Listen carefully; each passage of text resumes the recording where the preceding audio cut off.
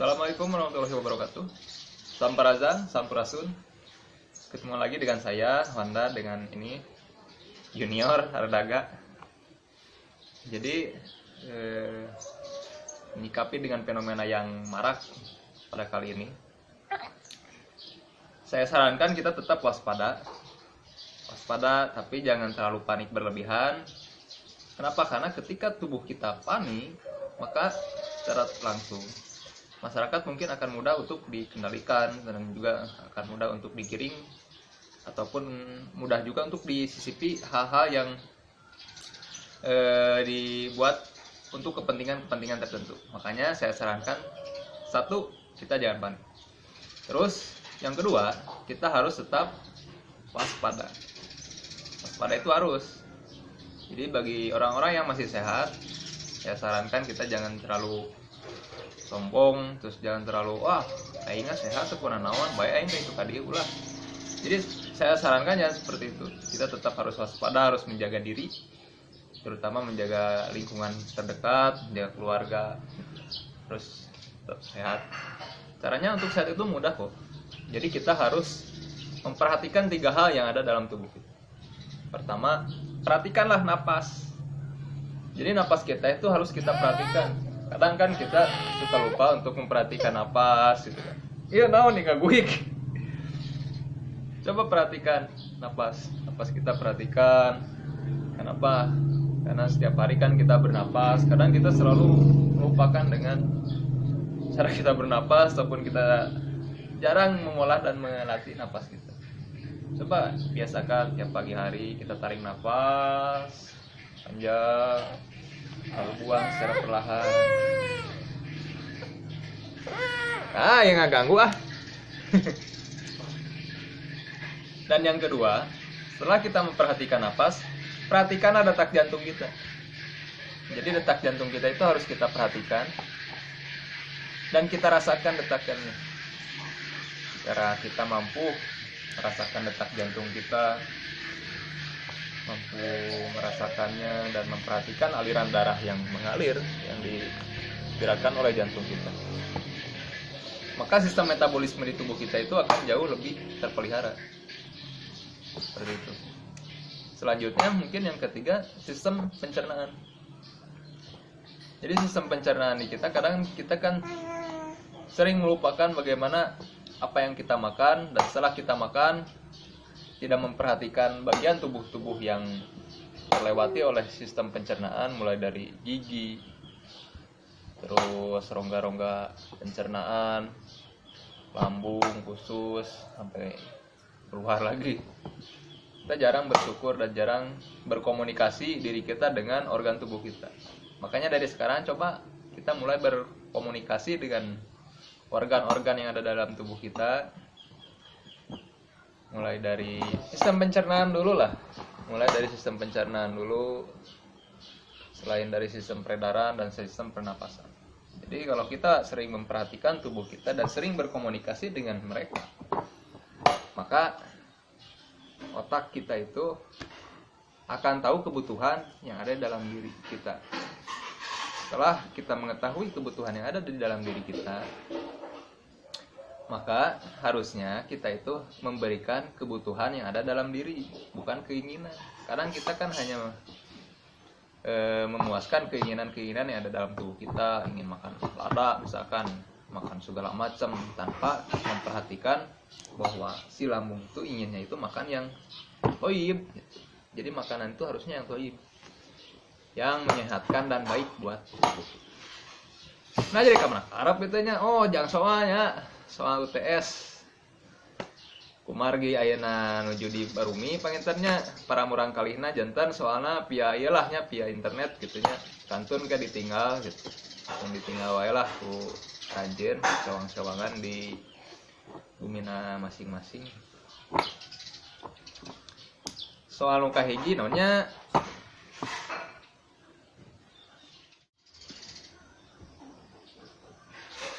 pami di emutannya dampak tina virus, dampak yang akan terjadi dari virus-virus yang merebak di zaman sekarang. dampak yang paling besar itu ketika terjadi lockdown. Orang-orang tidak bepergian kemanapun. Bagi orang-orang yang misalkan taruhlah hidupnya digaji oleh pemerintah, mungkin itu tidak akan begitu berdampak besar buat mereka. Kenapa? Karena tiap bulan kan mereka udah terbiasa lah yang mendapatkan uang gitu kan. Tapi bayangkan orang-orang yang mayoritas cara mereka mendapatkan sesuatunya itu dari buruh harian misalkan lah, baik itu dari kerja harian, dari pedagang-pedagang, pasti akan berdampak besar. Bayangkan loh, satu hari misalkan mereka berdiam diri ataupun mereka pasti berdagang, tapi kan masyarakat kebanyakan berdiam diri, otomatis si dagangan mereka pun akan sedikit yang beli. Itu mungkin salah satu dampak. Makanya kita harus mulai mampu fleksibel dan ya bagaikan air lah, mampu mengalir dan mampu mengisi kekosongan, mampu merubah sesuatu dengan secara fleksibel. Jadi ketika menghadapi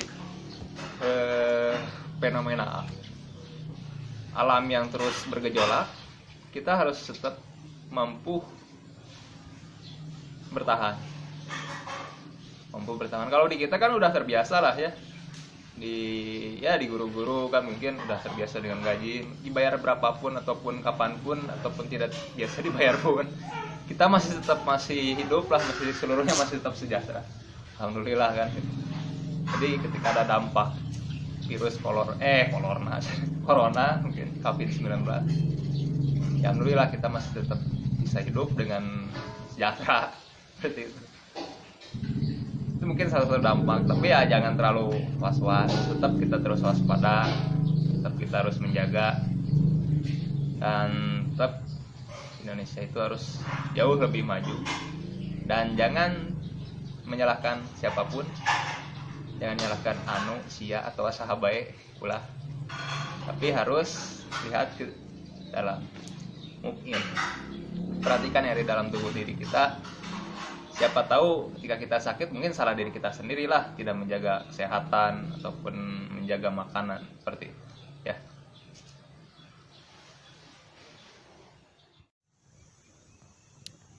Harusnya dengan momen kali ini jadikan sebuah media pembelajaran. Jadi jadikan sebuah momen titik balik dalam hidup, baik itu kalangan siswa ataupun kalangan orang tua. Jadi dengan adanya lockdown, kita harus mulai mampu mandiri, mulai dari mandiri ekonomi, mulai dari mandiri pangan, harus mulai mandiri, dan harus meningkatkan daya tahan tubuh seperti itu. Jadi dari mungkin 3 bulan ke depan ataupun sebulan ke belakang ya, jadikan momen-momen ini untuk momen-momen mengasah dan mengolah diri menjadi lebih kuat lagi seperti itu. Jadi untuk adik-adik yang biasa belajar di sekolah, mungkin beberapa minggu ini kalian mulai belajar di rumah, dan guru-gurunya pun menjadi orang tua kalian sendiri. Jadi kan yang namanya homeschooling di Indonesia itu mungkin masih jarang lah, tapi sekarang kan seluruh Indonesia ternyata jadi homeschooling lah. Guru-gurunya itu adalah orang tuanya. Bahkan harusnya yang namanya anak itu adalah titipan dari Sang Maha Kuasa yang harus dididik langsung oleh orang tuanya. Seperti itu harusnya. Cuman banyak faktor, mungkin karena terkadang orang tuanya yang kurang pede untuk mendidiknya, akhirnya kan diserahkan ke pihak-pihak sekolah seperti itu. Tapi dengan ada momen kali ini, kita ambil hikmah positif. Jadi jangan selalu berpikiran negatif segala macam. Kita ambil hikmahnya dah. Kita ambil hikmahnya. Jadi bisa berkumpul bersama keluarga, bersama anak-anak di rumah seperti itu. Bahkan anak-anaknya pun bisa langsung dididik oleh orang tuanya. Seperti itulah ya. Semoga sehat selalu dan semoga semesta selalu memberikan terbaik buat kita semua. Ya.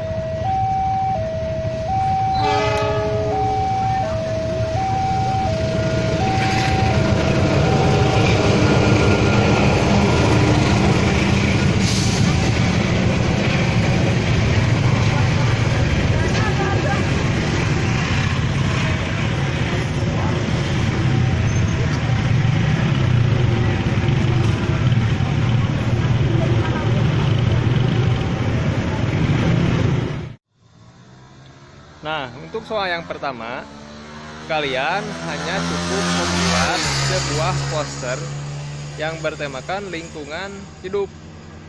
Bebas. Yang penting posternya itu temanya itu lingkungan hidup. Baik itu berkaitan dengan kesehatan ataupun tumbuh-tumbuhan ataupun berita-berita yang sedang marak pada saat kali ini. Jadi untuk soal pertama hanya membuat sebuah poster, harus dikasih warna ya. Jadi si posternya itu harus dikasih warna, dibuat sebagus mungkin dan semenarik mungkin, harus bagus. Jadi jangan asal-asalan, jadi harus membuat poster sebagus mungkin. Ingat temanya lingkungan hidup. Ya, itu untuk soal pertama.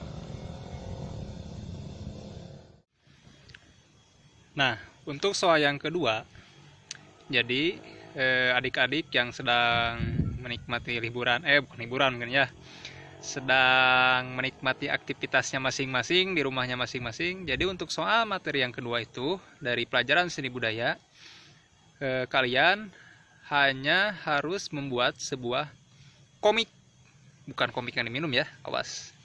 Tapi kalian harus membuat cerita komik atau cerita bergambar dengan ceritanya itu singkat. Cerita singkat bisa dalam bentuk dibikin dalam bentuk kertas buku gambar 1 halaman. Jangan terlalu panjang ya.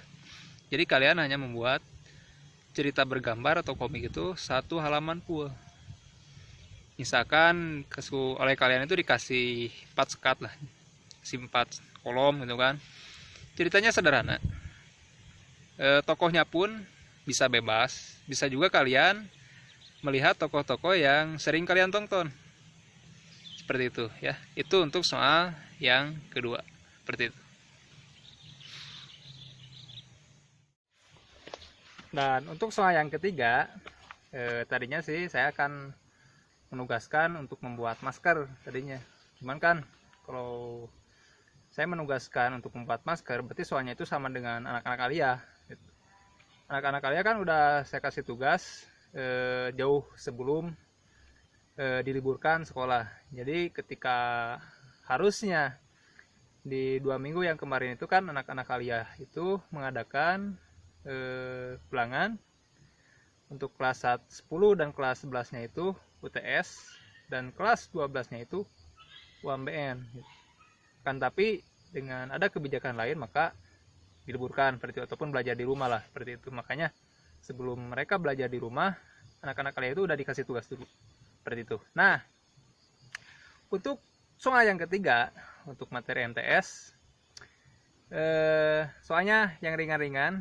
Jadi untuk adik-adik yang ada di rumah, kalian cukup tuliskan 10 hal kebaikan yang dilakukan oleh adik-adik. Yang 10 hal kebaikan apapun bebas, silakan kalian tulis. Misalkan mencuci pakaian, membantu ibu memasak, ataupun membantu orang tuanya berladang ataupun berdagang, apapun itu. Jadi silakan kalian untuk soal yang ketiga, kalian hanya perlu menuliskan 10 hal kebaikan yang kalian lakukan selama berada di rumah. Seperti itu ya. Oke. Nah, untuk soal UTS kali ini, jadi kita berikan secara online berhubung dengan kendala berbagai macam hal. Yang saya berikan hanya 3 soal saja dari pelajaran seni budaya. Jadi soalnya hanya 3 soal saja.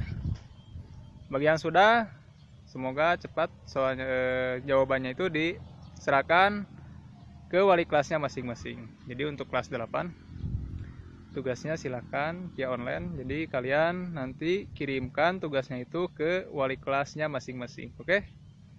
Jangan lupa di like dan di share, dan juga jangan lupa loncengnya ya. Sampai ketemu lagi.